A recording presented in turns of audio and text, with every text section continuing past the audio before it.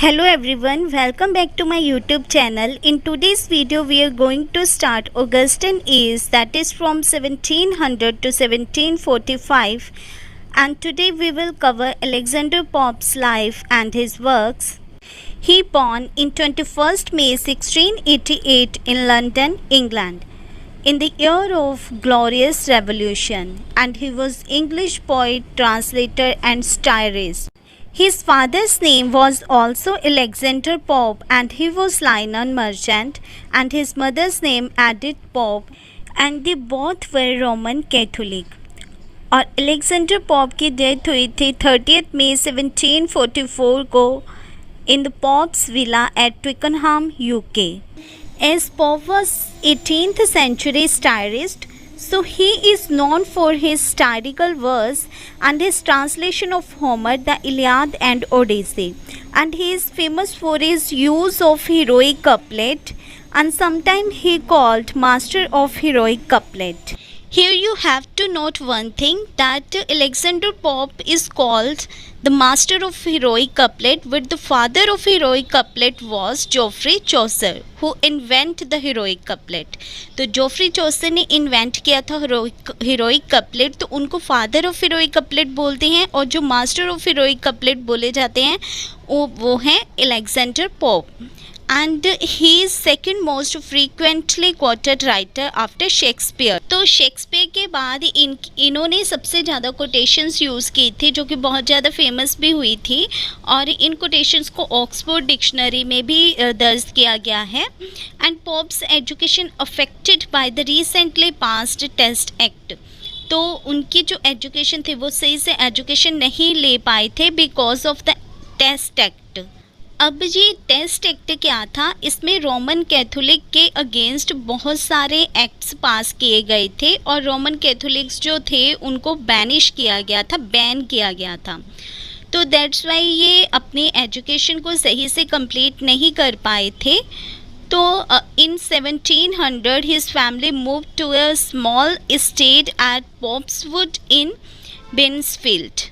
तो 1700 में इनकी जो फैमिली है वो एक पॉप्सवुड में बेन्सफील्ड नाम की स्टेट में, स्मॉल सी स्टेट थी, वहाँ पे ये मूव हो गए थे. और यहाँ पे अलेक्जेंडर पॉप के फ्रेंड बने थे जॉन कार्लाइल. तो ये अलेक्जेंडर पॉप से 20 इयर्स बड़े थे, जिनकी काफ़ी सारी लिटरेरी राइटिंग्स भी थी यहाँ से कि पॉप ने काफ़ी कुछ सीखा. और बाद में जो पॉप ने the rape of the lock लिखी थी, इन्हीं जॉन कार्लाइल को उन्होंने ये डेडिकेट की थी. And when he was only 12 years old, he suffered number of health problem. तो अलेक्जेंडर पॉप जब छोटे थे, 12 साल की उम्र के थे, तो उनको काफ़ी सारी प्रॉब्लम्स, हेल्थ इश्यूज़ हो गए थे, बहुत सारी बीमारियां हो गई थी उनको, जिनमें से कि एक मेजर उनकी डिसीज़ थी पोर्ट्स डिसीज़. तो ये एक फॉर्म ऑफ ट्यूबरक्लोसिस होती है जिसमें कि हड्डियों का रोग हो जाता है, अफेक्टेड द बोन्स. ये बोन्स को अफेक्ट करती है, जिसमें कि जो बोन्स होती हैं वो बढ़ना रुक जाती हैं, वो ग्रो नहीं करती. Because of this, he has hunchback at his back in spinal cord. इनकी स्पाइनल कोड में वो झुक गई थी, उसमें पीठ में एक कूब निकल गया था, और इनकी हाइट जो थी वो 4 फुट 6 या 8 इंच रह गई थी इनकी हाइट. ये ज़्यादा ग्रो नहीं किए थे, तो इस वजह से इनका काफ़ी मजाक भी बनता था. एक बार कहा जाता है कि इन्होंने किसी लड़के को प्रपोज भी किया था, पर उसने इनका मजाक बना दिया था. तो इन्होंने कुछ नहीं किया था, पर उसके ऊपर एक विट या एक स्टायर लिख दिया था. स्टायर होता है एक व्यंग, ऐसा व्यंग जिसमें कि दूसरे बंदे के ऊपर कमेंट भी कर देना पर उसको बुरा भी ना लगे. अब जब स्कूल में भी इनका मजाक बनता था, तो ये इन्होंने स्कूल जाना भी छोड़ दिया था, एजुकेशन स्कूल से नहीं ली थी, पर इनके घर पे इनको पढ़ाने के लिए ट्यूटर्स आते थे, तो वहीं से इन्होंने अपनी एजुकेशन कंप्लीट की थी. According to him hope spring in the humans breast. जो होप है, इन्होंने कहा कि ये ह्यूमन की ब्रेस्ट में स्प्रिंग होती है. और 18th सेंचुरी जिससे कि ये बिलोंग करते थे, इस एज को प्रोज और रीज़न की एज भी बोला जाता था। And he sad nature is order and rule and harmony in the visible work. तो इन्होंने काफ़ी सारी कोटेशंस लिखी थी जो कि वन बाय वन आप देखोगे आगे। And he was best in epigram and satire. तो वो एपिग्राम और सटायर्स के लिए बहुत फेमस थे। And he also sport the ancient writer. तो उन्होंने मॉडर्न राइटर से ज़्यादा एंशियंट राइटर्स को सपोर्ट किया था। And he was the member of Scriblerus club जो कि 1713 में बना था ये स्क्रिबलर क्लब, और वो इसके मेंबर बने। और ये 5 मेंबर थे स्क्रिबलर क्लब के, John Gay, Jonathan Swift, Thomas Parnell, John Arbuthnot और अलेक्जेंडर पॉप। और ये पांचों जो थे ये स्टायरिस्ट थे। नेक्स्ट हम उनके कुछ इंपॉर्टेंट वर्क्स देखते हैं। The pastorals, Windsor Forest, essay on criticism, the rape of lock, Eloisa to Abelard, Homer's translation in English, Iliad in 11 years old and Odyssey. ये उन्होंने 2 ट्रांसलेशन की थी इंग्लिश में। The Dunciad, essay on man, a epistle to doctor Arbuthnot, 2 dialogues entitled 1758 poem Brutus जो कि unfinished थी, elegy and unfortunate lady. अब हम उनके इम्पॉर्टेंट वर्क्स देखते हैं। First is a epistle to doctor Arbuthnot जो कि 1735 में पब्लिश हुई, और ये एक वर्स लेटर था। A pistol means verse letter, जो लेटर वर्स के फॉर्म में लिखा जाए। तो ये बेसिकली एक सटायर था जो उन्होंने चीप पोइट्स के ऊपर किया था। और इसमें जो डॉक्टर आर्बटनॉट थे वो अलेक्जेंडर पॉप के फ्रेंड थे और एक फिजिशियन थे जिनको ड्रेस करके उन्होंने ये लिखा था। और जब उनको पता चला था कि वो डॉक्टर आर्बटनॉट जो हैं उनकी डेथ होने वाली है, तो तब उन्होंने ये 1735 में इसको पब्लिश करवाया था। And Pope describe it as memorial of their friendship. तो ये एक उनकी फ्रेंडशिप का मेमोरियल था। तो आपको ये क्वेश्चन आ सकता है which poem is the memorial of their friendship. तो इसका आंसर होगा डॉक्टर पिस्टल टू डॉक्टर आर्बटनॉट। अब इसके जो ओपनिंग लाइन्स हैं उसमें कहा गया है shut shut the door John fatigue I said. तो ये किसके बारे में वो बोल रहे हैं? When he afraid of wording poets to come in who are like dogs. तो उन्होंने जो बडिंग पोइट्स हैं उनको लाइक डॉग्स बोला है, और जो उनको चीप क्रिटिक्स बोला है और क्रिटिसाइज़ किया है उनको, और उनको उन्होंने डोंकी और फूल भी बोला है। तो दैट्स वाई उन्होंने लिखा था कि shut shut the door John fatigue I said. अब इसमें उन्होंने जिन पोइट्स को स्टाइलाइज किया है, जिन राइटर्स को स्टाइलाइज किया है, वो है Ambrose Philips, Addison, Lord Halifax, Lord Hervey. And he called Addison Attic. उन्होंने इसमें एडिसन को एटिक्स बोला है। और उन्होंने एडिसन के बारे में कहा है he is genius but he wants to dominate literary word. वो लिटरेरी वर्ड को डोमिनेट करना चाहता है। And he called Addison coward. Addison attack many writers but he fears being attacked by them. वो खुद तो दूसरों पे अटैक करता है, दूसरे राइटर्स पे, पर खुद वो डरता है उनसे अटैक किए जाने से। तो एडिसन के कॉन्टेक्स्ट में ये एक फेमस प्रोज लाइन है, willing to want yet afraid to strike. और उन्होंने एम्ब्रोस फिलिप को प्लेगियरिस्ट बोला है, और लॉर्ड हेलिफैक्स को उन्होंने बोला है लव्ड बीइंग फ्लैटर्ड, कि उसको फ्लैटरिंग पसंद है। और लॉर्ड हार्वे को उन्होंने स्पोरस बोला है। स्पोरस वो होता है जो डोंकी का मिल्क ड्रिंक करता है। And he is capable only of killing a butterfly with his wheel. तो ये एक अगेन फेमस लाइन है, who breaks a butterfly on a wheel. तो ये बहुत ही इंपॉर्टेंट कॉन्टेक्स्ट है इन राइटर्स के बारे में। आपको पूछा जा सकता है कि अलेक्जेंडर पॉप ने एटिक किसको बोला है, प्लेगियरिस्ट किसको बोला है, स्पोरस किसको बोला है। तो आपने ये सारे याद रखने हैं।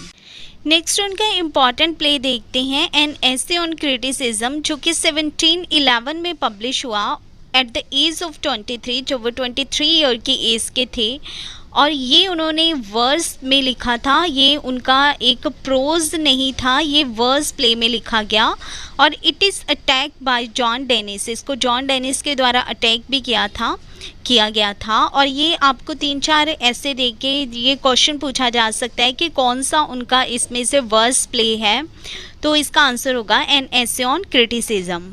तो इसमें कुछ इंपॉर्टेंट कोट्स भी हैं। A little learning is a dangerous thing and fool rush in where angels fear to trade.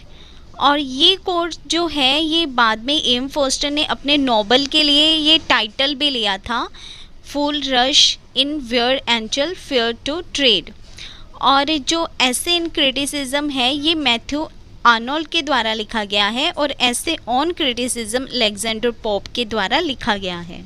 Next important quote है, true ease in writing comes from art not chance as those move easiest who have learn to dance. It means कि poets are made but not born, जो poet हैं वो बनते हैं पर born नहीं होते। And essay on criticism was attacked by John Dennis, who appears in Pope's satire The Dunciad। तो ये जो जॉन डेनिस जिन्होंने अटैक किया था essay on criticism को, ये पॉप के satire The Dunciad में अपीयर हुए थे। नेक्स्ट इम्पॉर्टेंट कोट है उनकी, true wit is nature to advantage dressed what oft was thought but never well expressed. तो इसका मीनिंग है कि ट्रू विट जो है, true wit is not saying anything new but unearthing what already exist and making it clearer to people. तो जो true विट है वो कुछ नया कहना या इन्वेंट करना नहीं है, पर जो पुरानी चीज़ें हैं, पहले से एग्जिस्ट चीज़ें हैं, उनको क्लियर वे में लोगों तक पहुंचाना ही ट्रू विट है। अब नेक्स्ट इम्पॉर्टेंट वर्क है उनका द डंसियाड, जो कि उन्होंने ड्राइडन के मैकफ्लेक्नो से इंस्पायर्ड होके लिखा था और शेक्सपियर ने इस पर अटैक भी किया था। एंड ये कॉमिक वर्जन है वर्जिल की एनियाड का और एक मोक हीरोइक पोइम है ये, जिसमें कि जो किंग ऑफ डंसेस है वो टिबर्ड को बोला गया है। टिबर्ड जो रिप्रेजेंट करता है थ्यूबाल्ड को, थ्यूबाल्ड जो उस टाइम के पोइट थे तो उसको किंग ऑफ डंसेस बोला है। अब जब ये पोइम कंप्लीट हो गई तो नेक्स्ट इसकी रिवीजन में, डंसियाड के नेक्स्ट रिवीजन में जो थ्यूबाल्ड था उसको रिप्लेस करके कोले कीपर बना दिया गया। अब जो किंग ऑफ डंसेस था वो कोले कीपर को बोला गया। तो नेक्स्ट रिवीजन में इसके जो किंग ऑफ डंसियाज है वो कोले कीपर बना, जो कि 1715 से 1717 तक पोइट लॉरिएट रहा था। नेक्स्ट वर्क है उनका एन एसे ऑन मैन, 1732 से 1734 में पब्लिश हुआ और ये एक फिलोसफिकल पोइम थी and it is again verse letter and it show man's relation to the universe. और इसका जो मेन थीम है vindicates the way of God to man and it has 4 epistle, इसमें 4 एपिस्टल हैं और it based on the idea of Lord Bolingbroke. तो ये Lord बॉलिनब्रोक के आइडिया के ऊपर बेस्ड है। नेक्स्ट उनका 18th सेंचुरी का बहुत ही इम्पॉर्टेंट वर्क है the rape of the lock, और ये एक मोक हीरोइक पोइम है। ये इलियाद की पैरोडी है, पैरोडी ऑफ इलियाद है जी। और इसकी जो जब ये 1712 में पब्लिश हुई तो इसके 2 कैंटोस थे और फिर जब ये रीपब्लिश हुई 1714 में तब इसके 5 कैंटोस थे और 1717 में इसके 5 कैंटोस थे और साथ में क्लैरिसा के स्पीच को भी ऐड किया गया। And it was based on actual incident told by Pope's friend John Caryll. तो जॉन कैरल ने इसको लिखने के लिए उनको कहा था, उन्होंने एक ट्रू स्टोरी या ट्रू इंसिडेंट बताया था पोप को। तो इसमें जॉन कैरल ने एक ट्रू स्टोरी बताई थी एराबेला फॉर्मर और लॉर्ड पीटर के, जिसमें कि जो लॉर्ड पीटर थे उसने एराबेला फॉर्मर के लॉक ऑफ द हेयर को कट कर दिया था, जिस वजह से इन दोनों की फैमिली में दरारें आ गई थी और ये दोनों हाई सोसाइटी या हाई फैमिली को बिलोंग करते थे। तो ये सटायर है फैशन ऑफ हाई सोसाइटी का। तो इसमें जो बेलिंडा है वो एराबेला फॉर्मर को रिप्रेजेंट कर रही है और जो बैरन है वो लॉर्ड पीटर को रिप्रेजेंट कर रहा है। तो ये बहुत इंपॉर्टेंट कैरेक्टर्स हैं इसमें, बेलिंडा और बैरन। और जो बेलिंडा के कट हेयर्स होते हैं वो लास्ट में ग्रुप ऑफ स्टार्स बन जाते हैं एंड में, और इसमें सुपरनेचुरल एलिमेंट्स या मशीनरी का यूज़ किया गया है। और बेलिंडा के हेयर्स को कट करने के लिए जो सीजर है वो बैरन को क्लैरिसा प्रोवाइड करती है। अब अलेक्जेंडर पॉप ने एडिसन के जो प्ले थे Cato, the Spectator and the Guardian, इनको भी कंट्रीब्यूट किया था। नेक्स्ट उनके इम्पॉर्टेंट कोट है, man not afraid of God, afraid of me. Pope find Homer unequal fire and rapture. Next वो अपने वर्क्स में पैरीफ्रेसिस और सर्क्यूमलोकेशन लैंग्वेज यूज़ करते थे। Means round about way of expression, की बात को घुमा फिरा के कहना। जैसे कि instead of fish he used finny prey and instead of cup he use earth of China. तो वो अपनी बात को घुमा फिरा के सर्क्यूमलोकेशन या पैरीफ्रेसिस यूज़ करते थे। तो आपको ये क्वेश्चन आ सकता है, हु यूज्ड सर्क्यूमलोकेशन? तो it is related to Alexander Pope. So this is all about Alexander Pope's biography, important facts related to his life and his works. If you like the video, please press the like button and don't forget to subscribe the channel. Thanks for watching my video. Have a great day.